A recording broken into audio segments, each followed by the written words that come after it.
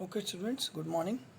So, up to now, what we have studied is metals and their reaction with water, metals and their reaction with oxygen. ठीक है ना? Now we are going to discuss some more chemical properties of metals. ठीक है ना? Some of the chemical properties of metal, that is what we have heard about is, अभी तक हमने क्या पढ़ा है, हमने तो बहुत देखा कि मेटल जब वाटर के साथ रिएक्ट कर रहा था तो वाटर के साथ रिएक्ट करने के बाद मेटल ने क्या किया, हाइड्रोजन गैस को रिलीज़ किया और और क्या बनाया, मेटल हाइड्रोक्साइड बनाया, यानी कि वो बेस बना रहा है एक और साथ में क्या कर रहा है, आपको हाइड्रोजन गैस रिलीज़ कर रहा है। ठीक है ना? दूसरी, इसके अलावा हमने मेटल के एसिड के साथ रिएक्शन देखी है कि मेटल जब एसिड के साथ रिएक्ट करता है तब क्या करता है। ठीक है ना? और हमने पढ़ा किसके बारे में, एक्वा रिजिया के बारे में। Now we are going to discuss about the metals that are reactive and some are less reactive. हमने अभी देखा एक रिएक्टिविटी सीरीज देखी थी इससे पहले। वो रिएक्टिविटी सीरीज हमें बता रही थी कि एक मेटल ज़्यादा क्या कहते हैं रिएक्टिव है, दूसरा मेटल जो है हमारा कम रिएक्टिव है। तो why some metals are more reactive and others are less reactive, this is the main question in front of us. So what we do is we have to just look how they form the compound, how they react, how do they react। अगर ये बात हमें पता जाए, if we know about the process of reaction, then we can easily tell about कि कौन सा जो हमारा मेटल है वो ज़्यादा रिएक्टिव होगा, कौन सा मेटल हमारा कम रिएक्टिव होगा। तो main topic of today is, first topic is some metals are more reactive। ठीक है ना? some metals are more reactive, the question is why। okay, so जब भी हम देखेंगे कि what we see is how do they react।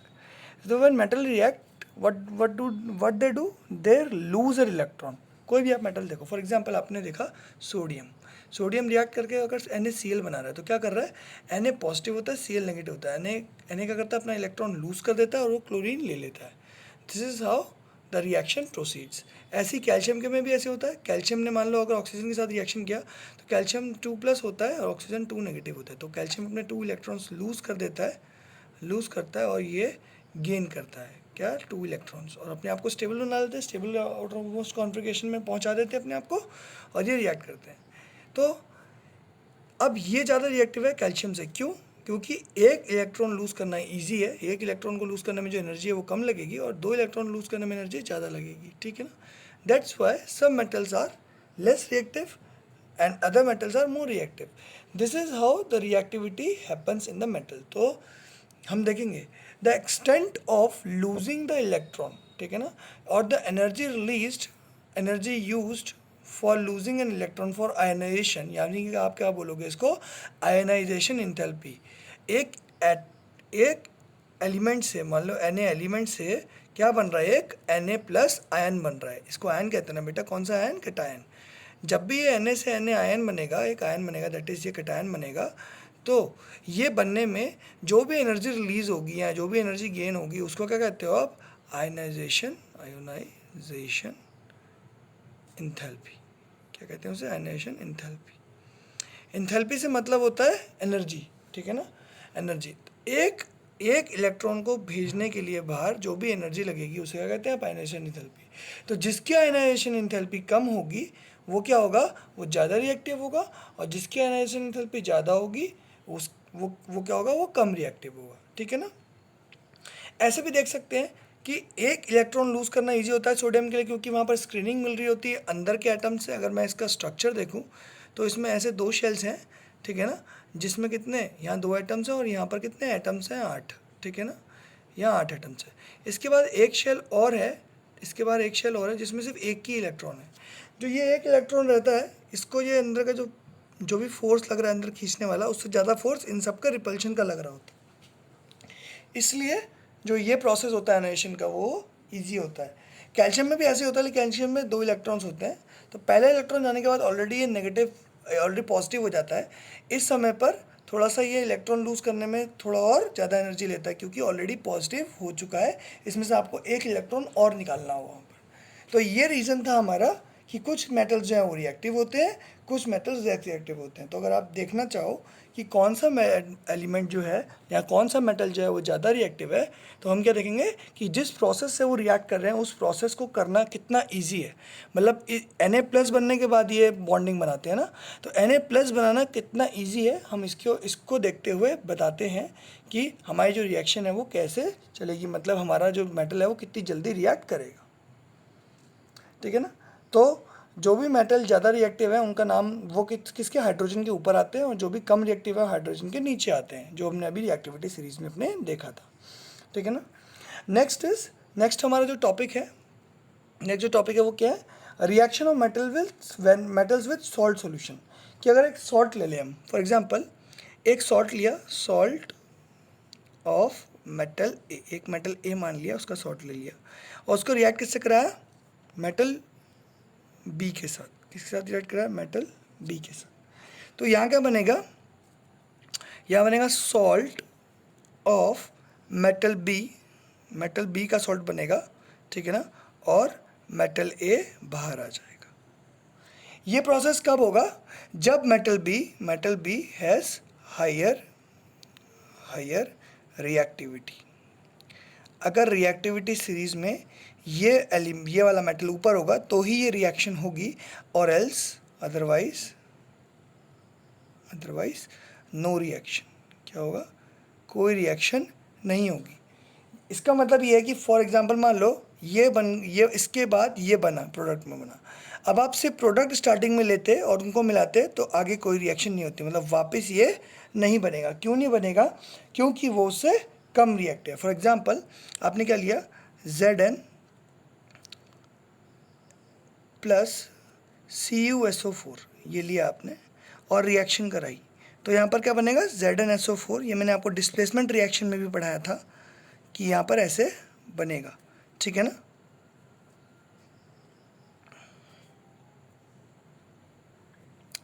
लेकिन अगर आप यही काम कॉपर के साथ करो कि कॉपर सॉलिड ले लो और या जिंक का कोई सॉल्ट ले लो, जिंक का कोई भी सॉल्ट ले लो, ठीक है ना। ZnSO4 ले रहा हूँ मैं यहाँ पर, ZnSO4 ना लेके आप ZnCl2 भी ले सकते हो। मान लो आपने ये ले लिया, तब भी आपकी कोई रिएक्शन नहीं होगी। क्यों नहीं होगी बेटा, क्योंकि कॉपर जो है वो लेस रिएक्टिव है, कम रिएक्टिव है, वो जिंक को रिप्लेस नहीं कर सकता। जो रिप्लेस कर सकता है, जिसकी रिएक्टिविटी ज़्यादा है, सिर्फ उसी के साथ ये वाली रिएक्शन होगी। तो ये क्या है, रिएक्शन, इसके टॉपिक लिख लो आप ऊपर, reaction of metals with salt. ठीक है, इसके कुछ एग्जांपल्स लिखेंगे, ठीक है ना। और एक और एग्जांपल लिखेंगे, Fe solid plus CuSO4 equals gives FeSO4 plus Cu solid. ठीक है, ये भी एक्वस। ठीक है ना। और किसकी रिएक्शन देखते हैं, एक और देखते हैं, हम देखते हैं सिल्वर नाइट्रेट की। AgNO3 हमने एक सॉल्ट ले लिया, ठीक है ना, सॉल्ट ऑफ मेटल A, ठीक है ना। और मेटल B यहाँ क्या लेंगे, हमें कैसा मेटल लेना है जो कि इससे ऊपर हो। इसके ऊपर मेटल कौन कौन से है, इसके ऊपर कॉपर है, हाइड्रोजन है, फिर एक एलिमेंट आपका, उसके बाद उसके ऊपर कौन कौन से हैं, उसके ऊपर आपके पास आयरन जिंक सारे हैं। ठीक है ना। तो आप कोई भी यहाँ पर आगे से मेटल ले लो। अब अगर यहाँ पर कॉपर भी लोगे तो भी रिएक्शन होगी यहाँ पर। मतलब कॉपर किसको सिर्फ रिप्लेस कर सकता है, सिल्वर और गोल्ड को, सिल्वर गोल्ड और प्लेटिनम को, क्योंकि वो क्या होते हैं बेटा, वो कम रिएक्टिव होते हैं। तो जब इसको लेते हैं हम, ऐसे रिएक्शन कराते हैं, तो क्या बनता है यहाँ पर, CuNO3 whole twice plus Ag। ठीक है ना। इसको बैलेंस करेंगे, यहाँ पर 2 लगा लेंगे, ठीक है ना, यहाँ पर भी 2 लगा लेंगे। ठीक है, ये रिएक्शन होगी हमारी बैलेंस। ठीक है, समझ में आ रहा है बेटा कि कैसे हो रहे हैं रिएक्शंस। ऑलरेडी हम ऐसी रिएक्शंस देख चुके हैं डिस्प्लेसमेंट रिएक्शन में काफ़ी सारी, तो बस वहीं से ही ये चल रहा है कि रिएक्शन ऑफ मेटल्स कैसी होती है अगर उसके मेटल सॉल्ट हो साथ में। ठीक है ना। This is how metals react. Next is how metals react with chlorine. जब हम क्लोरीन लाएंगे तो मेटल्स कैसे रिएक्ट करेंगे। ठीक है ना। फॉर एग्जांपल क्लोरीन ले ले तो कैसे रिएक्ट करेंगे देखते हैं। तो क्या लिया हमने, कोई भी एक मेटल लिया, लिखते हैं मेटल्स रिएक्शन विथ क्लोरीन। बहुत इजी है यहाँ, एकदम बहुत ही इजी है। सीधे एक मेटल लेना है, एक मेटल है, उसका रिएक्शन करोगे आप क्लोरीन के साथ, क्लोरीन गैस, ठीक है ना, क्लोरीन गैस के साथ। तो यहाँ क्या बनेगा, मेटल क्लोराइड, मेटल Cl, मतलब यहाँ पर मेटल क्लोराइड बनेगा। क्या बनेगा यहाँ पर, मेटल CHLORID। जब भी क्लोरीन मिक्स हो जाता है तो क्या बनता है, मेटल क्लोराइड बनता है। यहाँ पर सबसे पहले मेटल में कौन सा लूँगा, सोडियम लूँगा, जिसको आप सबसे ज़्यादा जानते हो। सोडियम को लोगे तो यहाँ क्या बनेगा, सोडियम क्लोराइड। क्या बनेगा, सोडियम क्लोराइड, ठीक है ना। सोडियम आपने सॉलिड लिया था, क्लोरीन गैस ली, यहाँ पर क्या बना, सोडियम क्लोराइड। सोडियम क्लोराइड जो होता है, इसको लिख लेते हैं यहाँ पर, सोडियम क्लोराइड। सोडियम क्लोराइड क्या होता है बेटा, कॉमन सॉल्ट, कॉमन सॉल्ट। जो सॉल्ट आप टेबल में यूज़ करते हो अपनी, जो टेबल सॉल्ट कहलाता है, इसका दूसरा नाम है टेबल सॉल्ट। जो भी आप खाना नमक में खाने में जो भी नमक डालते हो आप, वो क्या है आपका, सोडियम क्लोराइड है, ठीक है ना। सारे सॉल्ट होते हैं, लेकिन जो कॉमन सॉल्ट जो हम खा सकते हैं, दैट इज सोडियम क्लोराइड, ठीक है ना। तो ये पहली रिएक्शन थी किसी भी मेटल की। अगला मेटल में क्या ले लेता हूँ, अगला मेटल ले लेता हूँ, कैल्शियम में ले लेता हूँ, ठीक है ना। तो फॉर एग्जाम्पल मैंने कैल्शियम ले लिया, ठीक है ना। अगला मेटल मैंने लिया, क्या लिया, कैल्शियम। कैल्शियम सॉलिड लिया, उसमें क्या करा मैंने, क्लोरीन को मिक्स करा, chlorine gas. It will give calcium chloride, calcium chloride. मैं चाहता हूँ कि आप सोचो कि कैल्शियम क्लोराइड का फॉर्मूला क्या होगा। जैसे मैंने आपको क्लास में बताया था पहले भी, कि आपको वैलेंसीज याद होनी चाहिए, तभी आप आराम से बता पाओगे। तो देखो बेटा, कैल्शियम की वैलेंसी कितनी होती है, 1। क्लोरीन की वैलेंसी कितनी होती है, सॉरी, कैल्शियम की वैलेंसी कितनी होती है, 2। क्लोरीन की वैलेंसी कितनी होती है, -1 लिखवाई है मैंने। तो इसका सिर्फ मैग्नीट्यूड लेते हैं, तो Ca के साथ कितना होगा, 1 रहेगा, और Cl के साथ क्या रहेगा, 2 रहेगा। तो यहाँ क्या बनेगा, CaCl2। समझ में आया बेटा आपको, यहाँ क्या बनेगा, कैल्शियम क्लोराइड, ठीक है ना। समझ में आया कैल्शियम क्लोराइड का फॉर्मूला कैसे निकाला हमने। तो ये बात याद रखेंगे कि क्लोरीन के जो वैलेंसी है 1 है, सोडियम की वैलेंसी 1 थी, इसलिए वहाँ NaCl बना था। क्लोरीन की कैल्शियम की वैलेंसी 2 है, इसलिए यहाँ पर क्या बना, CaCl2 बना। ऐसे ही मैग्नीशियम होता है, मैग्नीशियम की वैलेंसी कितनी होती है बेटा, 2 होती है, इसलिए मैग्नीशियम के साथ भी क्या बनता है यहाँ पर, MgCl2, ठीक है ना। अभी हम ये रिएक्शन जो हो रही है, इसमें बॉन्ड्स कौन से फॉर्म हो रहे हैं, ये हम क्या करेंगे, थोड़ा आगे चल के डिस्कस करेंगे, जब हम नॉन मेटल्स की, एक बार नॉन मेटल्स की केमिकल प्रॉपर्टीज़ पढ़ लें, उसके बाद will discuss about how non metal and metals react, और इसमें कौन से बॉन्ड्स बनते हैं, ठीक है ना। फिर टाइप्स ऑफ बॉन्ड्स के बारे में पढ़ेंगे, ठीक है ना। धीरे धीरे करके सिलेबस को आगे बढ़ाएंगे, ठीक है ना। तो पहले हम क्या करने वाले हैं, और मेटल्स के साथ जो भी रिएक्शन है वो लिखने वाले हैं। एल्युमिनियम की रिएक्शन कराएंगे अब हम किसके साथ कराएंगे, क्लोरीन के साथ कराएंगे। एल्युमिनियम जब क्लोरीन के साथ रिएक्ट करता है तो क्या बनता है, एल्युमिनियम क्लोराइड। क्या एल्युमिनियम क्लोराइड में यहाँ पर जो भी नंबर लिखेंगे वो आप बता सकते हैं। यस, मैंने आपको क्लास में कराया था, क्या कराया था, एल्युमिनियम की वैलेंसी कितनी लिखवाई थी, 3 लिखवाई थी। क्लोरीन की कितनी लिखवाई थी, 1 लिखवाई थी, ठीक है ना। तो आंसर कितना आएगा बेटा, AlCl3। कितना है आंसर इसका, AlCl3, यहाँ पर 1, यहाँ पे 3, ठीक है ना। तो इसको क्या कहते हैं बेटा, इसका नाम है एल्युमिनियम क्लोराइड। सबके आगे क्लोराइड लग जाएगा। यहाँ पर ये किसका नाम क्या है, मैग्नीशियम, इसका नाम क्या है, मैग्नीशियम, और आगे क्या होगा, CHLORID। मैंने आपको बोला था आपकी फर्स्ट पेज पे कॉपी के 20 एलिमेंट्स होने चाहिए, उनके नाम, उनके सिंबल्स, उनके एटॉमिक मास, उसकी वैलेंसी, और उनका इलेक्ट्रॉनिक कॉन्फ़िगरेशन सब लिखा होना चाहिए। अगर ये नहीं लिखा होगा, ये याद नहीं होगा, तो ये सब आप नहीं कर पाओगे, ठीक है ना। आपको आगे बहुत प्रॉब्लम आने वाली है। तो मैंने आपको ये सब चीज़ें बोली थी, आपने देखा कि वैलेंसी का कितना यूज़ है हर जगह, ठीक है ना। तो अब क्या करेंगे, हम इसको बैलेंस करने की कोशिश करेंगे। तो यहाँ पर 3 लिखा हुआ है, यहाँ 2 लिखा हुआ है, तो क्या करेंगे, यहाँ 2 लिख देंगे और यहाँ 3 लिख देंगे। कितना हो गया, 6 हो गया, यहाँ पर भी 6 हो गया, 2Al है, यहाँ 2 लिख दिया, ठीक है ना। This is the aluminium naked. Next is zinc. When zinc react with chlorine it gives ZnCl2। क्यों देगा ZnCl2, Zn की होती है +2, जिंक की होती है -1, फिर से 1 इधर 2 इधर, ठीक है ना, 1 इधर 2 इधर, आ गया ZnCl2, ठीक है ना, ऑलरेडी बैलेंस्ड है। Next is iron. When iron react with chlorine, ठीक है ना, तो क्या बनता है बेटा, देखो आयरन के 2 वैलेंसीज होती हैं, एक 2 होती है, एक 3 होती है। जब आयरन 2 होता है तो वहाँ पर लिखते हैं हम फेरस, और जब आयरन 3 होता है तो हम वहाँ क्या लिखते हैं, फेरिक। तो यहाँ पर हमने आयरन कौन सा लिया है, 3 वाला, जिसकी वैलेंसी 3 होती है, इसका नाम क्या होता है बेटा, फेरिक। क्या होता है, फेरिक। तो आंसर क्या आ जाएगा यहाँ पर, फेरिक क्लोराइड। यहाँ क्या आएगा, फेरिक क्लोराइड। ये फेरिक क्लोराइड है। अगर ये Fe2 वाला लेता मैं आपका, बस इसकी जगह अगर Fe2 वाला ले लूँ तो क्या आंसर आ जाएगा मेरा, तो मेरा आएगा फेरस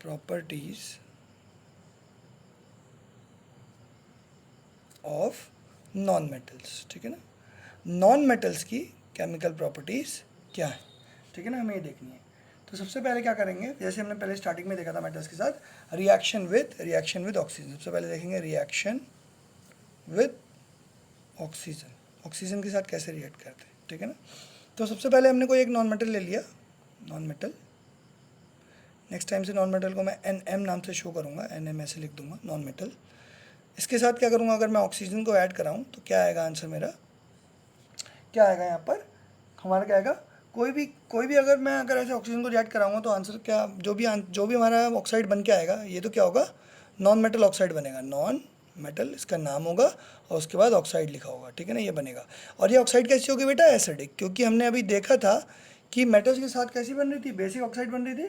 तो नॉन मेटल्स के साथ कैसी ऑक्साइड बनेगी, हमेशा कैसी बनेगी, एसिडिक ऑक्साइड बनेगी। लेकिन कुछ ऐसी ऑक्साइड्स होती हैं जो कि एसिड्स के साथ रिएक्ट करती हैं तो भी सॉल्ट और वाटर बनाती हैं, बेस के साथ रिएक्ट करती हैं तो भी सॉल्ट और वाटर बनाती हैं। तो ऐसी ऑक्साइड्स को हम क्या बोलते हैं, एम्फोटेरिक ऑक्साइड्स, ठीक है ना। तो दो ऑक्साइड्स हमने पढ़े थे, एसिडिक और बेसिक, और तीसरा ऑक्साइड कौन सा पढ़ा हमने, एम्फो, AMPHOTERIC, एम्फोटेरिक ऑक्साइड। क्या होती है एम्फोटेरिक ऑक्साइड, इस पर थोड़ा सा ध्यान देंगे, ठीक है ना। एम्फोटेरिक ऑक्साइड, इसके लिए आप लिख सकते हो, अगर आप डेफिनेशन लिखनी है, amphoteric oxides are those metal oxides which react with both acid as well as base, which react with both acid as well as base to form salt and water। मतलब आपने इस ऑक्साइड को लिया, AO amphoteric oxide ले ली, उसको आपने जब acid के साथ रिएक्ट कराया तब भी सॉल्ट और वाटर बना, सॉल्ट और वाटर बना। जब आपने इसको बेस के साथ रिएक्ट कराया तब भी क्या बना, सॉल्ट और वाटर बना, ठीक है ना। यानी कि जब एसिड के साथ रिएक्ट करते हैं तो ये बेस की तरह रिएक्ट करता है, जब बेस के साथ रिएक्शन करते हैं तो ये एसिड की तरह रिएक्ट करता है, ठीक है ना। ऐसी तो करता है, देखो जब बेस और एसिड रिएक्ट करते हैं तो सॉल्ट और वाटर बनता है, ये हमारा न्यूट्रलाइजेशन रिएक्शन होती है।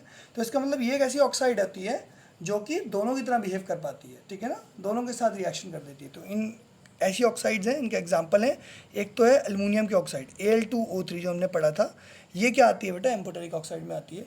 दूसरी ZnO, जिंक ऑक्साइड भी क्या है हमारी, एक एम्फोटेरिक ऑक्साइड है। तो एम्फोटेरिक ऑक्साइड किसे कहते हैं, अगर क्वेश्चन आता है MCQ में आपसे पूछा जाता है what is an amphoteric oxide या which of the following are amphoteric oxide, तो आपको जैसे ही अगर इन दोनों में से कोई एक दिखे तो आप टिक कर सकते हो उसे, ठीक है ना। तो इनकी रिएक्शंस अगर आप देखो तो Al2O3 when react with acid name hydrochloric acid, तो क्या बनाता है यहाँ पर, यह बनाता है AlCl3, एक सॉल्ट बनाया है इसने एल्युमिनियम क्लोराइड का, ठीक है ना, और साथ में क्या बनाया इसने, वाटर, क्या बनाया, वाटर। अब इसको बैलेंस करने की कोशिश करते हैं। तो यहाँ पर क्या करेंगे, सबसे पहले देखेंगे क्लोरीन 3 है, यहाँ क्लोरीन 1 भी नहीं है, तो यहाँ पर पहले हम क्या करेंगे, सोचेंगे 3 लगा लेते हैं।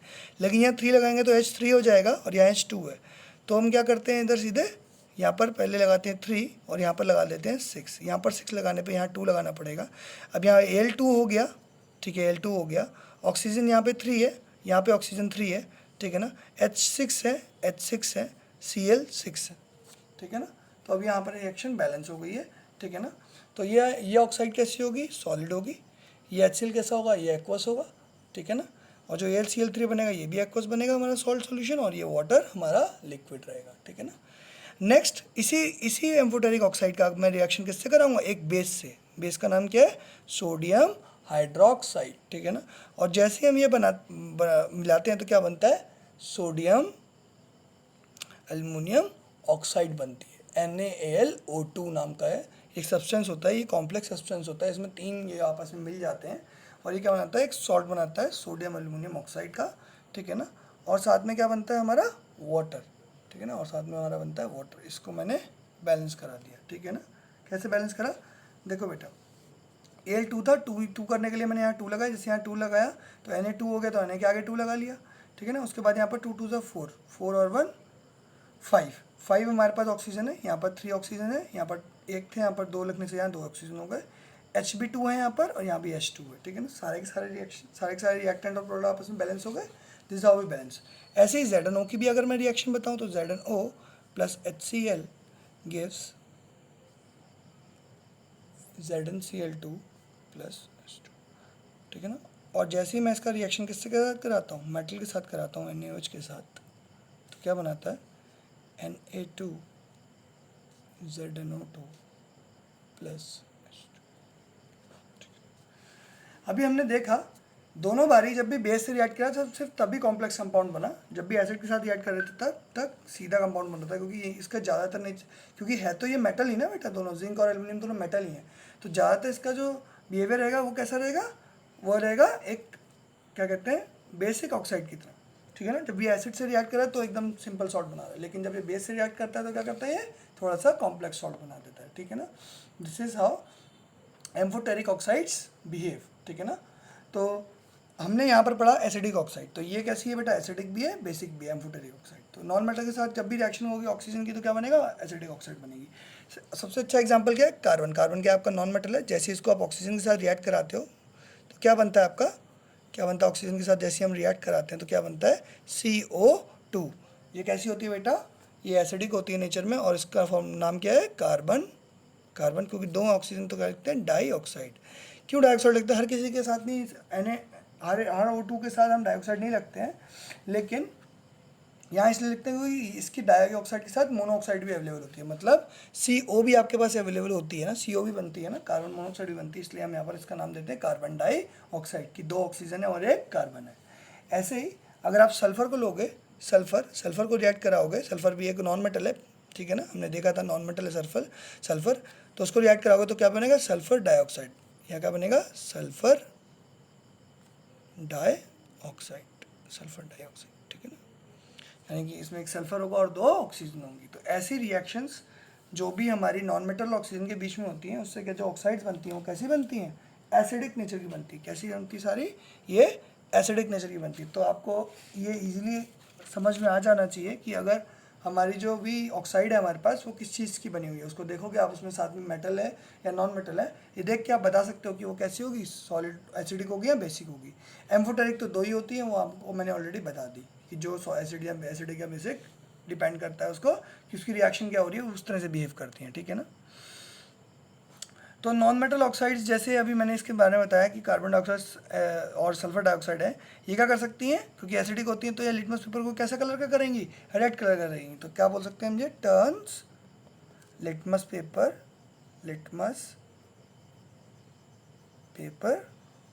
रेड, ठीक है ना। ये लिटमस पेपर को कौन से कलर का करेंगी, रेड कलर का कर देंगी, ठीक है ना।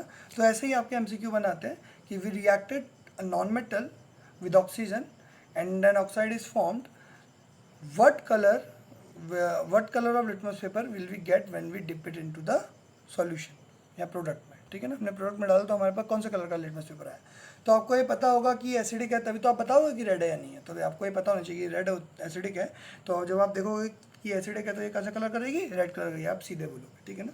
नेक्स्ट प्रॉपर्टी है reaction of non metals with water, non metal की रिएक्शन विथ वाटर। तो नॉन मेटल्स वाटर के साथ कैसा रिएक्ट करते हैं, वाटर के साथ जब रिएक्ट करते हैं तो क्या बनाते हैं,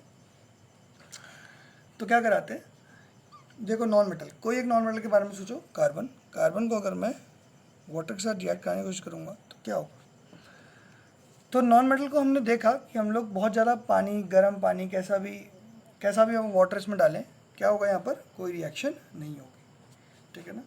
जब हम इसका टेम्परेचर बहुत ज़्यादा बढ़ा देंगे, इसको बहुत ही गर्म कर देंगे, तब में भी हो सकता है कि ज़बरदस्ती आपने एंडोथर्मिक रिएक्शन बना दी इसको एक, ठीक है ना, और आपने रिएक्शन करा दी, ठीक है ना।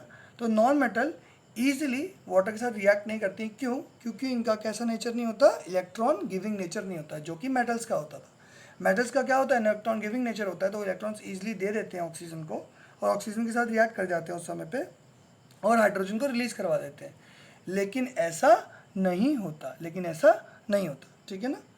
नेक्स्ट क्या है आपका, इसके बाद हम क्या देखेंगे, नॉन मेटल्स की रिएक्शन किसके साथ देखेंगे, एसिड्स के साथ देखेंगे। तो नॉन मेटल्स खुद ही एसिड बनाते हैं। आपको पता है ना इसका ऑक्साइड कैसी होती है, एसिडिक होती है। तो अगर आप कोई एसिड देखो क्या देखोगे आप, HCl क्या होता है, एसिडिक होता है, ठीक है ना। और क्लोरीन क्या है यहाँ पर, नॉन मेटल होता है। ऑलरेडी नॉन मेटल H के साथ यहाँ पर जुड़ा हुआ है, इसके साथ एक और दूसरा नॉन मेटल डालोगे, कोई और नॉन मेटल कार्बन डालोगे तो कोई रिएक्शन नहीं होगी, ठीक है ना, कोई रिएक्शन नहीं होगी, ठीक है ना। तो कार्बन, सल्फर, फॉस्फोरस, जब भी इन ऐसे मेटल्स को आप किसी एसिड के साथ डालोगे तो कोई रिएक्शन नहीं होगी, मतलब मेटल्स रिएक्ट नहीं करते। तो ऐसे ये इन प्रॉपर्टीज से भी आप देख के बता सकते हो कि ये मेटल है या नॉन मेटल है। आपने सिर्फ क्या किया, आपने रिएक्शन कराई, रिएक्शन नहीं हुई तो क्या होगा, ये नॉन मेटल हो गया। तो नॉन मेटल्स ना ही वाटर के साथ रिएक्ट करते हैं, ना ही आपके किसी एसिड के साथ रिएक्ट करते हैं, ठीक है ना।